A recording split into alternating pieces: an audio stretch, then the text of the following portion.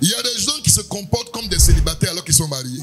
En fait, souvent même sa femme se demande, mais est-ce qu'il sait qu'il est marié? Et c'est pourquoi Dieu envoie une femme pour nous combler entièrement. Donc un homme complet, c'est un homme qui épouse une bonne femme. Un homme irresponsable ne connaît pas la valeur de sa femme. Quelquefois, il la compare aux autres filles. Tu ne peux jamais comparer ta femme aux autres femmes de dehors. Parce qu'en fait, la femme que tu as épousée, Dieu l'a taillée en fonction de toi. Donc la femme que tu regardes de dehors ne peut jamais avoir la valeur de la femme que tu as épousée. On ne maîtrise pas leur programme. On ne sait pas comment ils fonctionnent. La femme ne sait rien de lui. C'est-à-dire c'est un mari fantomas. C'est-à-dire que le gars, souvent même quand la femme le voit à la maison, elle va te dire, hey, tu es là.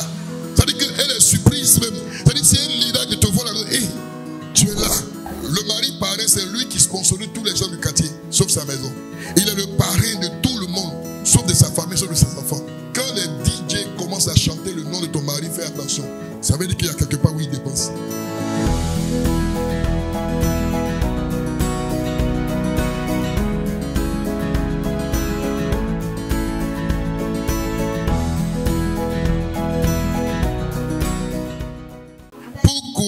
Votre foyer va mal. Les causes chez l'homme. L'homme est le chef de famille, c'est vrai. Dieu l'a voulu ainsi. Dieu a voulu que l'homme dirige les choses. Alléluia. Mais en termes de profondeur, en termes de maturité, en termes de sagesse, en termes de connaissance, les hommes vraiment souffront ce matin de savoir que en termes de sagesse, de profondeur, de connaissance, de maturité, c'est la femme que Dieu a donnée. Et quand on prend le livre de la Genèse, l'homme est sorti de la poussière de la terre, n'est-ce pas? Vous savez qu'on marche sur la poussière. Parce que la vérité, la poussière, notre origine, n'est pas une chose qui a de la valeur. Toute la création existe par la poussière. Le Seigneur dit que la terre produise des animaux et des arbres. Donc tout cela, toute la création sort de la poussière. À part ceux qui sortent de l'eau, il dit que la mer produit des poissons. Mais toute la création, les oiseaux, les reptiles, les hommes, viennent de la poussière. Mais il y a une seule création qui ne vient pas de la poussière. Parce que selon Dieu, cette création a tellement de dignité dans le plan de Dieu qu'elle ne peut pas sortir de la poussière. Il est question de la femme. Donc Dieu ne peut pas sortir la femme de la poussière. Il fait sortir la femme de la côte de l'homme. Or la côte est embellie, elle est entretenue, elle est couverte, elle est cachée, elle est soignée. Donc Dieu fait sortir la femme dans tout ce qui est soigné. C'est pourquoi de nature, la femme est soignée. C'est parce qu'elle est sortie quelque part où tout est soigné. Mais l'homme est sorti de la poussière, sans valeur. Et Dieu lui donne de la valeur pour confondre ce qui est sage. Donc l'homme fragile sort de la poussière et Dieu l'établit. Il faut que l'homme comprenne que pour réussir sa vie, il a besoin d'une femme. Une femme qui vient de Dieu. Celui qui trouve une femme trouve le bonheur. Et la Bible dit, c'est une grâce qu'il obtient de l'Éternel. C'est quoi la grâce? La grâce, c'est ce qu'on ne mérite pas. Parce que la femme est productrice de bonheur. C'est pourquoi, pour qu'un homme puisse trouver le bonheur, il faut qu'il soit lui-même un homme qui est taillé dans le chemin du bonheur.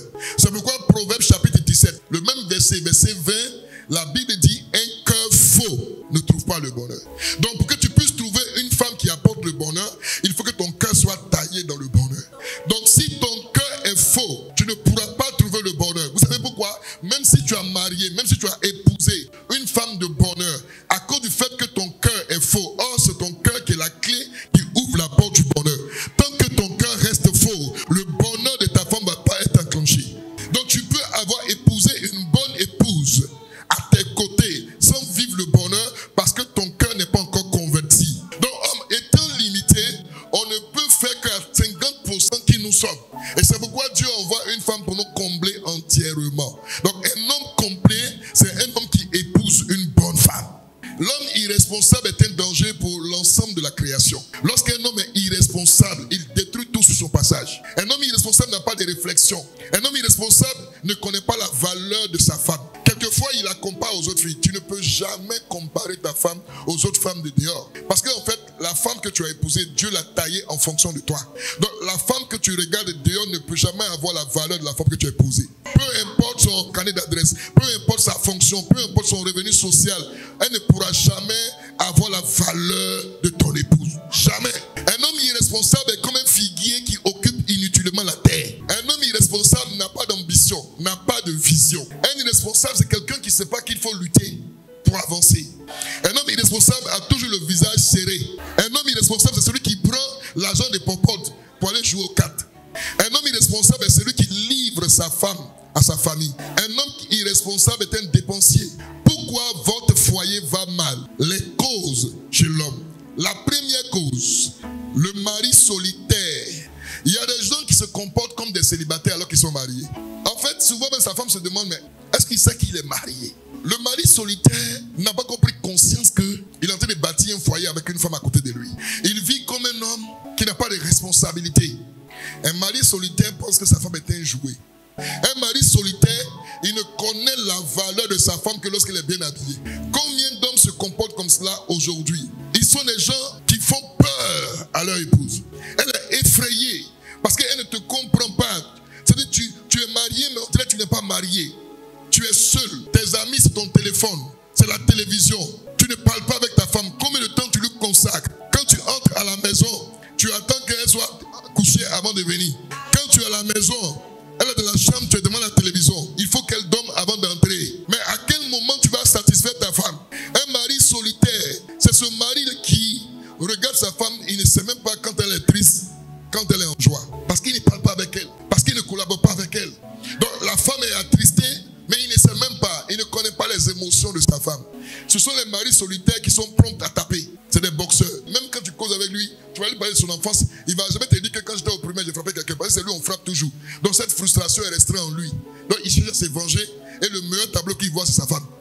Quand tu manques d'intelligence, quand tu manques de sagesse, tu ne sais pas que porter main à ta femme, c'est porter main à toi-même. La femme, c'est le trésor que Dieu offre à l'homme. C'est le bonheur. Si tu ne peux pas prendre ce qui a de la valeur à tes yeux et casser, alors ne porte pas main à ta femme parce qu'elle a plus de valeur que tout ce que tu as de valeur réunie.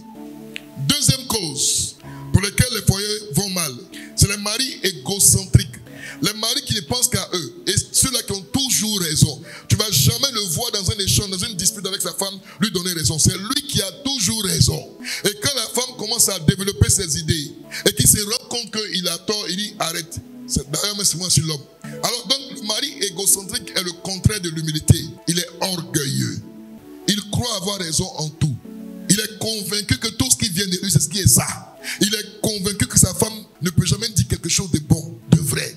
Et il ramène tout à lui. C'est-à-dire qu'il est le siège de la maison. Il est le commencement, il est le milieu, il est la fin de la maison. Troisième cause, les maris fantômes. Les maris fantômes, ils sont comme des étrangers devant leur épouse. Ils fonctionnent comme des esprits nuisibles. Ils apparaissent quand ils veulent, ils disparaissent quand ils veulent. On ne maîtrise pas leur programme, on ne sait pas comment ils fonctionnent. La femme ne sait rien de lui. C'est-à-dire c'est un mari fantomas. C'est-à-dire que le gars, souvent même quand la femme le voit à la maison, elle va te dire, hé, tu es là. C'est-à-dire qu'elle est surprise même. C'est-à-dire que c'est un miracle de te voir là, hé, tu es là. Et c'est un mari, c'est-à-dire qu'il est tellement fantôme qu'il effraie même les enfants. Il a crispé toute la maison. Quand il arrive là, tout le monde est comme des robots. Personne ne parle. C'est-à-dire que personne ne peut parler. Même les enfants ne peuvent plus jouer. Un mari fantôme, c'est l'homme quand il arrive, même quand les enfants viennent jouer, il dit, oh, allez vous amuser là-bas. C'est un mari fantôme. Jusqu'à ce que ses enfants lui ont donné un surnom. Ses enfants l'appellent Dangereuse. Donc quand ils entendent le bruit de sa voiture, si la voiture, ou bien le bruit de son vélo, si la vélo, l'enfant dit Dangereuse arrive. Et il se range. Non. Un vrai papa, un vrai homme, un vrai époux, un vrai mari. Quand il arrive à la maison, les enfants sont contents d'aller l'accueillir. Mais quand tu rentres à la maison et les enfants se cherchent, tu as un problème. C'est un signe que tu as un problème. Quand tu arrives et tes enfants commencent à avoir peur, ils se cherchent là, c'est que tu as un problème. Un homme fantôme, un mari fantôme, c'est quelqu'un qui expose sa femme. Elle n'est pas à l'aise. Et plus grave, c'est qu'elle le cherche, elle ne le trouve pas. Elle ne sait pas où il est. Écoutez bien, normalement quand tu es un bon époux, quand tu n'es pas là, ta femme doit savoir où tu es. Donc s'il y a une urgence, elle doit savoir où aller, qui a appelé. Mais elle ne sait pas où tu es, elle ne sait pas qui a appelé. C'est que tu as un problème en toi. Tu dois commencer à prier pour toi. Et ce sont les maris fantômes qui sont exigeants. C'est eux qui exigent l'honneur, le respect. Pourtant, ils sont fantômes. Un dernier point. Et ce dernier point-là, il est nommé les maris parrains. Les maris parrains. C'est-à-dire les parrains du quartier. Ils sont parrains de tout le monde sauf de les femmes. Le mari parrain, c'est lui qui sponsorise tous les gens du quartier, sauf sa maison. Il est le parrain de tout le monde, sauf de sa famille, sauf de ses enfants. Et là, il se complaît dedans. On lui donne des surnoms. Tonton gentil, papa de tout le monde. Écoutez, quand les DJ commencent à chanter le nom de ton mari, fais attention. Ça veut dire qu'il y a quelque part où il dépense. Les maris parrains sont des gens qui n'ont pas le souci du bien-être de la famille. Ils n'ont pas le souci du besoin de la maison. Ils n'ont pas le souci de ce que sa femme peut éprouver, ce que ses enfants peuvent éprouver. Non. Ils l'argent de la maison dehors. Il ne peut pas créer un meilleur avenir pour sa famille. Non du tout. Quand les gens se réunissent pour les funérailles, on dit son nom, on dit lui il a donné combien. Quand on finit de donner tous les dons, on parle de lui. On dit, lui, il vient ou il ne vient pas. Pourtant, ça fait 3 ans. Il a promis un pain à sa femme. Il n'a rien fait. Mais c'est lui qui va porter les funérailles. Si tu as épousé un homme pareil, il faut prier pour sa délivrance. C'est le gars, il peut enlever son propre enfant à l'école pour mettre à l'école son neveu. 1 Timothée 5, verset 8 dit, celui qui n'a pas soin des siens, et principalement ceux de sa famille, il a renié la foi, il est pire qu'un infidèle. 1 Timothée 5, verset 8. Ça veut dire qu'il est parti pour un voyage lointain. On ne sait pas où il est parti. Tous les funérailles, lui, chaque week-end, il a funérailles. Mais il ne va pas seul. Il prend le sac d'argent de la maison. Ça veut dire que les économies de la maison, tout ce qu'on a mis à côté là, parce que lui, on doit dire son nom. Tous les chanteurs guerriers doivent chanter son nom. Donc il va avec le budget de la maison. Il a ça sur lui. Et puis il va. Quand on dit un peu, il donne. On dit un peu, il donne. On dit un peu, il donne. Si tu es dans cela, il faut être délivré au nom de Jésus. Tu ne peux pas faire plaisir à tout le monde. Si tu veux faire plaisir à quelqu'un, fais plaisir d'abord à ta maison, à ta famille. Et quand ta famille est rassasiée, le surplus, c'est ça qui donne aux gens de dehors. Vous avez un compte à rendre à Dieu pour comment vous traitez votre épouse, pour comment vous traitez vos enfants. Les autres là, ce n'est pas une obligation. C'est ce que vous pouvez faire que vous faites. Mais votre obligation, c'est votre épouse. Ce sont vos enfants.